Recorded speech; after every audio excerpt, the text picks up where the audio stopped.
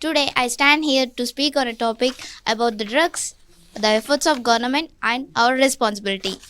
Before I begin, let me quick hand show. How many of us agree that today's adolescents face far more problems than the previous generations? Thank you. These pressures are academic, social and emotional and often becomes the doorways which they misuse and quietly enters a young person's life. Let me share a brief story. A bright student, a well-being student admired by teachers, felt overwhelmed by stress and curiosity. One day, a friend said, "Try it once, it helps."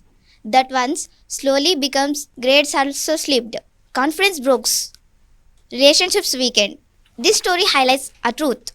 Drugs rarely starts with drugs. It begins with struggle and often an invisible one. Young people don't walk towards the drugs. They walk towards what they believe is a relief. Stress, curiosity, emotional pain. A young person suddenly becomes unusual secretive. Is it misbehavior or a cry for help? Most often, it is a cry for help. Drugs don't remove problems. They remove clarity and control. The adolescent population doesn't need discipline. They need the protection through open conversations in homes, emotional pain, support, and awareness about consequences. Supported child suddenly turns into harmful shortcuts. This fight against the drug abuse is not only supported by awareness but also by technology and efforts of whole community.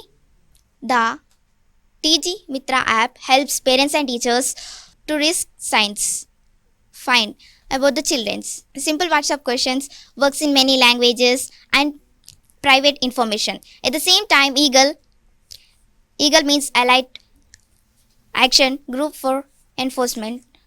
Thank you.